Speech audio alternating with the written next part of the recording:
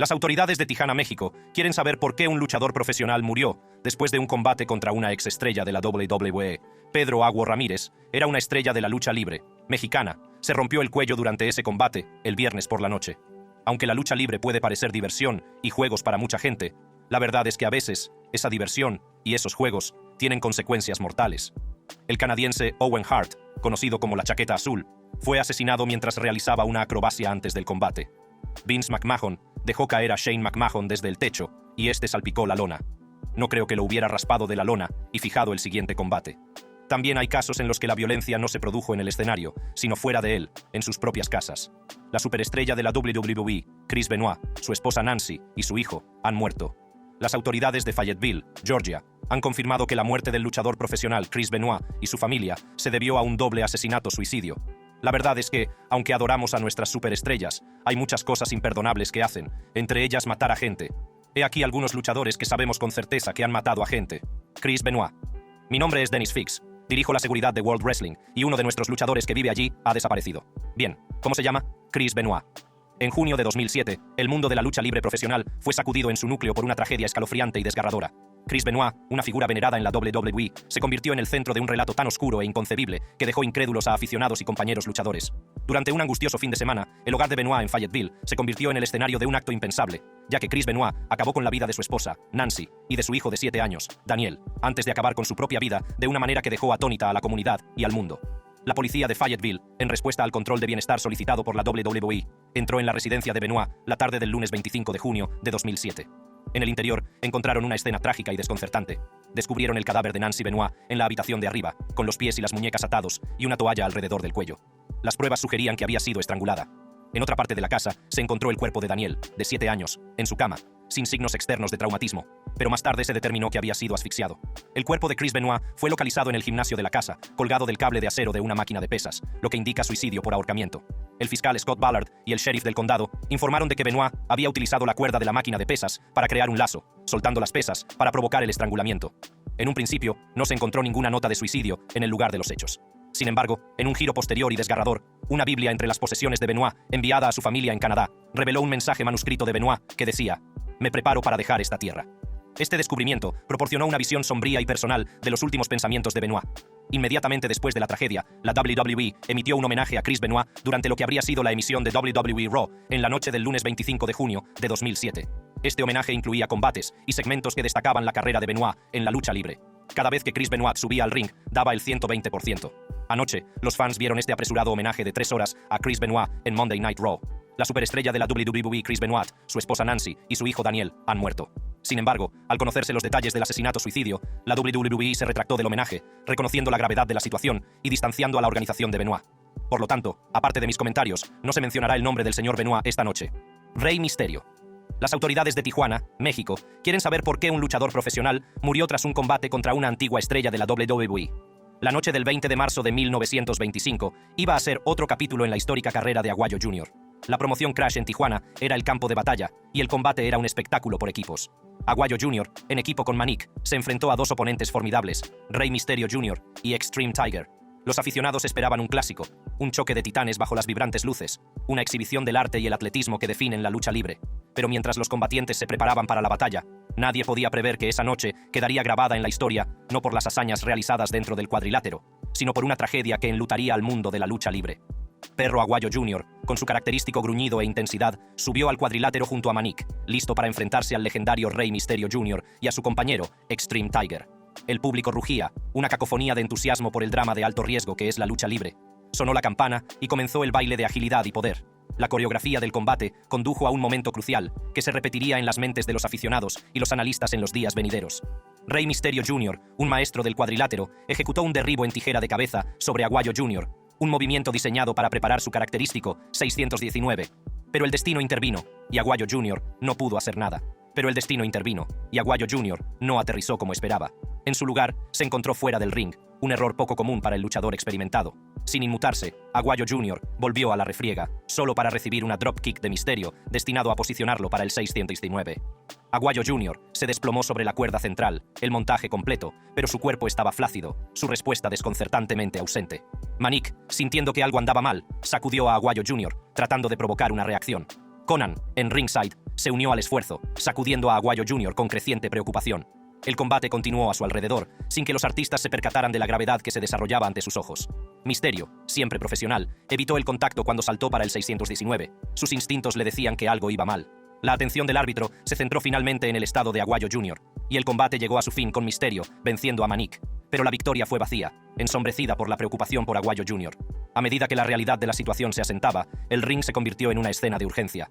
El personal acudió rápidamente al lado de Aguayo Jr., creyendo en un principio que simplemente estaba noqueado. Lo sacaron del cuadrilátero con cuidado en una camilla improvisada de madera contrachapada, una decisión que más tarde sería cuestionada, aunque se tomó en el calor del momento con las mejores intenciones. Perro Aguayo Jr., a la edad de 35 años, había fallecido. Las secuelas fueron un torbellino de emociones y confusión.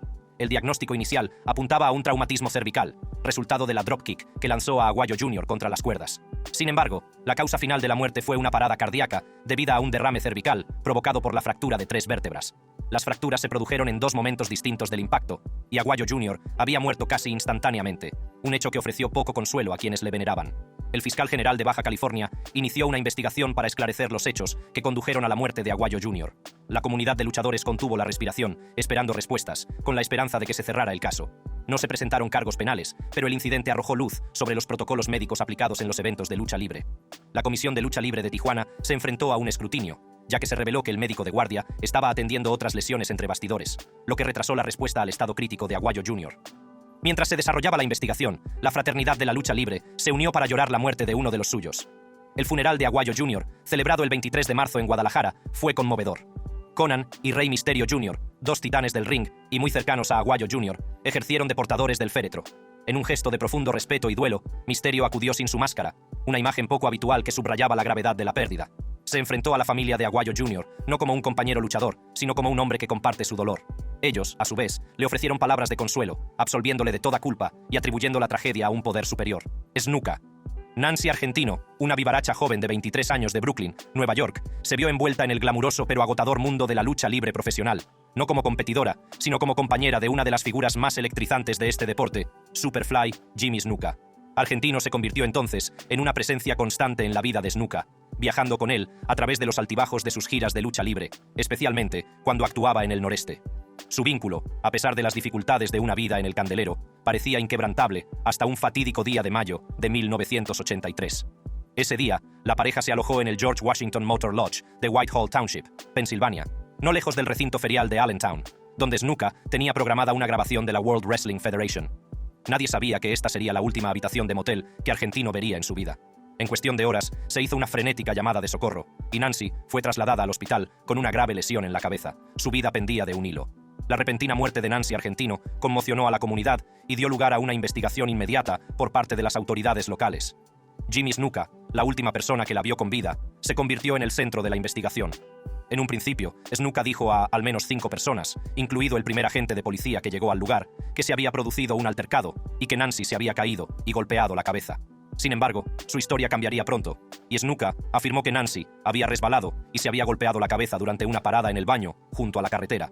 Defendió este contador en fecha tan reciente como 2013. Así que la chica, ya sabes, quería usar el baño, ya sabes, así que se bajó, no quería ir a usar el baño, se detuvo a un lado, y supongo que después de que ella terminó, ella volvió sobre como un arroyo que estaba allí. Ella saltando, resbaló y se golpeó la cabeza. Nancy había sufrido lesiones cerebrales traumáticas, consistentes con una cabeza en movimiento, golpeando un objeto inmóvil, junto con más de 2 docenas de cortes y contusiones en todo el cuerpo. El informe del forense sugería un caso de maltrato de pareja e instaba a que la muerte se investigara como homicidio. A pesar de los alarmantes resultados de la autopsia y de las cambiantes explicaciones de Snuka, no se presentaron cargos inmediatamente. El caso permaneció abierto, aunque inactivo, mientras el mundo de la lucha libre seguía girando y Snuka mantenía su estatus de celebridad dentro de él. En los días siguientes a la muerte de Nancy, Snuka apareció en eventos de lucha libre, aparentemente indiferente a la tragedia que se había desencadenado. Sin embargo, entre bastidores, los engranajes de la justicia se movían lentamente, con la familia de Nancy buscando respuestas y presionando para que se investigara más a fondo lo que creían que era un caso claro de juego sucio. Mientras la investigación inicial se estancaba, persistían las preguntas sobre el papel de la influencia de la industria de la lucha libre, en particular la de Vince McMahon, el poderoso jefe de la Federación Mundial de Lucha Libre. Circularon rumores sobre una misteriosa reunión entre McMahon, Snuka y la oficina del fiscal del distrito, pero no aparecieron pruebas concretas que aclararan la implicación de McMahon o las razones del aparente estancamiento de la investigación. La falta de acciones legales inmediatas dejó a la familia argentino desolada y buscando justicia por la vía civil. Presentaron una demanda por homicidio culposo contra Snuka, que se saldó con una sentencia de $500.000 a su favor.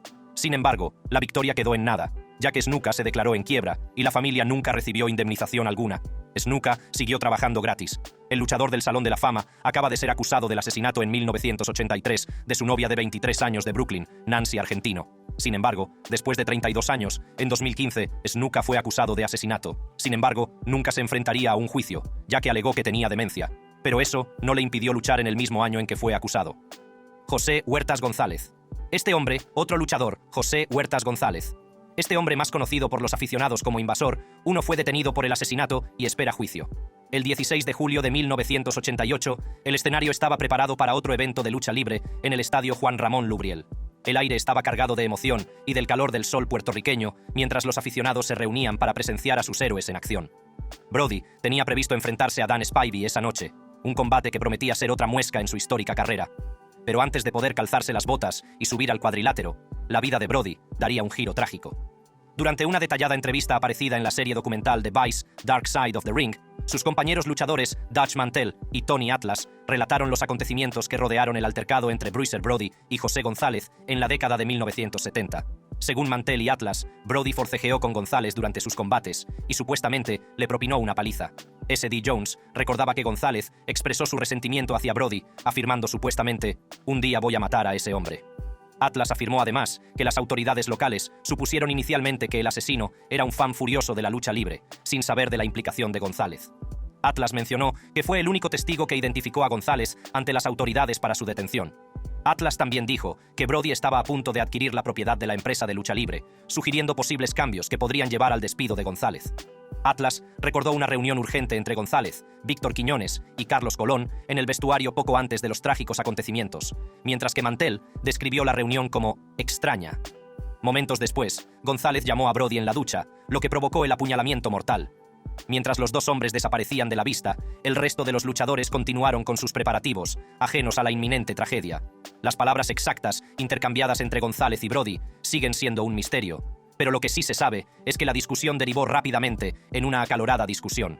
La disposición de los vestuarios, un laberinto de taquillas y espacios aislados, hizo que los momentos iniciales del altercado quedaran ocultos a la vista. Pero el desenlace fue de todo menos silencioso. Mientras miro a Carlos, oigo un ruido, así que levanté la vista. Brody estaba medio encorvado. Pensé que José le había dado un puñetazo en el estómago. Eso fue lo primero que pensé. Maldición, le pegó a Brody, dije. Oh, esto va a ser una pelea. Bruiser Brody estaba doblado, agarrándose el estómago, con la cara contorsionada por el dolor. Cerca de él, con un cuchillo que goteaba sangre, estaba González, con expresión de conmoción y confusión. La respuesta inmediata fue de caos e incredulidad. Los luchadores y el personal se apresuraron a dar sentido a la situación. Algunos corrieron a ayudar a Brody, otros pidieron ayuda. El vestuario, antes lleno de sonidos de camaradería y competición, era ahora un lugar de pánico y miedo. Brody, a pesar de su formidable tamaño y fuerza, era vulnerable. Su sangre se derramaba sobre el frío suelo de baldosas. La urgencia de la situación se vio agravada por la pesadilla logística que sobrevino. El estadio, repleto de aficionados que esperaban con impaciencia el espectáculo de la noche, estaba rodeado de un embotellamiento de tráfico, las calles atascadas de vehículos. Los paramédicos tardaron casi una hora en llegar hasta el luchador afectado. Cada segundo era precioso, y a medida que avanzaba el reloj, disminuían las posibilidades de supervivencia de Brody. Cuando por fin llegaron los paramédicos, se encontraron con un reto de enormes proporciones. El enorme cuerpo de Brody, ahora flácido y pesado, estaba más allá de su capacidad de movimiento. Fue Tony Atlas quien intervino para ayudar a bajar el cuerpo de Brody por las escaleras hasta la ambulancia que le esperaba. El Gran Cali. Era el 28 de mayo de 2001, un día que quedaría grabado en la historia de la lucha libre por todas las razones equivocadas. El campo de entrenamiento de la APW estaba en pleno apogeo, con los aprendices empujando sus límites, y entre ellos estaban el Gran Cali y Brian Ong. Estaban practicando un movimiento conocido como Spine Buster, una maniobra que requiere que el receptor confíe plenamente en su compañero mientras es levantado y golpeado contra la lona. Durante un fatídico entrenamiento, la ejecución salió mal. Brian Ong, quizá en un momento de instinto o error, se agarró a la camiseta de Cali. Esta acción inesperada alteró la dinámica del movimiento. El coxis de Ong golpeó primero la colchoneta, haciendo que su cabeza retrocediera con una fuerza violenta. El impacto fue catastrófico. Brian se desplomó y la sesión de entrenamiento se sumió en el caos. A pesar de ser trasladado de urgencia al hospital, las lesiones resultaron mortales y la prometedora trayectoria de Brian Ong en la lucha libre se vio truncada. Las secuelas del accidente fueron un torbellino de emociones y procedimientos judiciales. La familia de Brian Ong, desolada por su pérdida, buscó respuestas y justicia.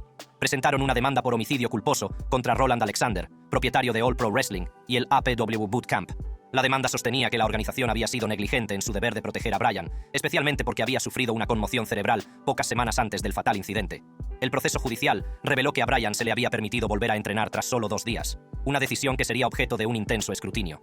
Tony Jones afirmó que Cali lamentaba mucho el accidente. Incluso hablé con Cali sobre ello, y sabes que lo lamentaba. Fue un accidente muy desafortunado. ¿Un desafortunado accidente? ¿Sabes lo que es un desafortunado accidente? Yo golpeándome el dedo meñique del pie, arrastrando los pies por mi habitación. Pero está bien, Tony, llamémoslo así. La búsqueda de justicia de la familia Ong culminó en una sentencia judicial a su favor, con un importante acuerdo de entre 1,3 y 2 millones de dólares por daños y perjuicios. El pago estaba cubierto por el seguro de responsabilidad civil de APW, pero ninguna cantidad podía compensar la pérdida de un ser querido. Billy Jack Haynes, una antigua estrella de la WWE, estuvo en el tribunal y ha sido procesado por la muerte a tiros de su esposa de 85 años. En un giro de los acontecimientos tan dramático como cualquier historia de lucha libre, Billy Jack Haynes se encontró en el centro de una tragedia de la vida real. En una fría mañana de febrero de 24, el otrora famoso luchador fue detenido en Portland, Oregón, tras un angustioso enfrentamiento con la policía. Las autoridades habían respondido a un aviso de tiroteo en el barrio de Lens, y al llegar, se encontraron con una escena que conmocionaría a la comunidad. En el interior de la vivienda, Haynes se mostró poco dispuesto a cooperar, lo que dio lugar a tensas negociaciones con las fuerzas del orden. El enfrentamiento culminó con su detención y el posterior descubrimiento de que su esposa, Janet Becraft, había fallecido. A sus 70 años, Haynes distaba mucho de ser el vibrante atleta que antaño dominaba los cuadriláteros de lucha libre. Su esposa, de 85 años, había estado luchando contra la demencia, y los vecinos hablaban de las recientes luchas de la pareja. La noticia de la detención de Haynes causó conmoción en el mundo de la lucha libre, y más allá. Los aficionados que antes vitoreaban sus victorias en el ring se enfrentaban ahora a la cruda realidad de su situación. La oficina de policía de Portland informó de que Haynes había sido trasladado a un hospital por un problema médico no relacionado con el incidente, lo que retrasó su fichaje formal y la presentación de cargos. Becraft no solo era la madre de otro luchador profesional que respondía al nombre de Todd Rule, sino que su verdadero nombre era Todd Becraft. Rule y Haynes entablaron una fuerte amistad desde la infancia, conociéndose en el mundo de la lucha libre a la edad de 9 años. Tras el fallecimiento del padre de Rule, su madre contrajo matrimonio con Haynes. Rule falleció en 2021. Kim Becraft Finlay compartió un sentido homenaje a su madre en Facebook, escribiendo: «Ahora estás volando con Los Ángeles». Los vecinos también expresaron su conmoción y dolor por la tragedia.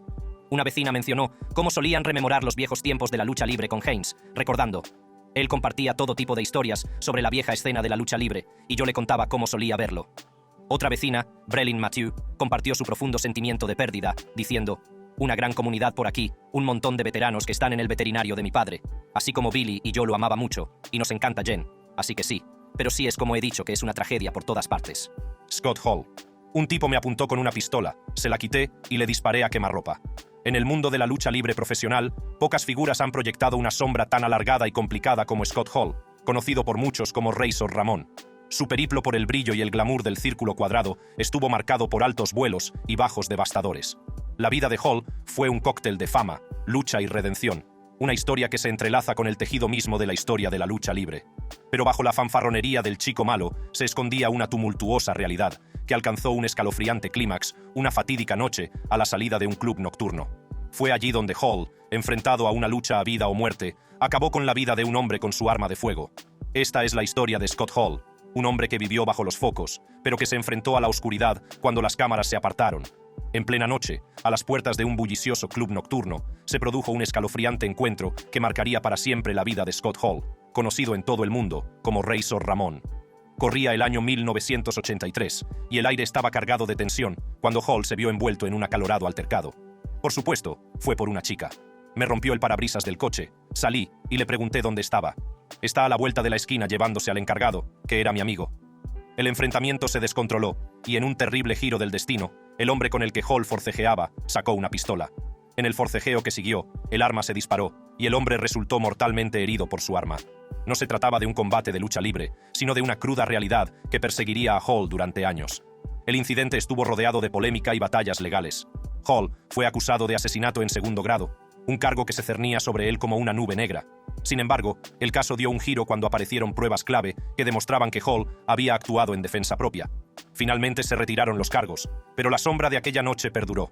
Debería haber empezado a aconsejarme allí mismo, pero no sabía nada en ese entonces. Era una niña. Brian McGee, Mucho más sobre el ex luchador profesional detenido por asesinato en primer grado, tal y como adelantó ABC Action News esta mañana. La policía dice que apuñaló a su novia hasta matarla en el aparcamiento de un complejo de apartamentos de Tampa.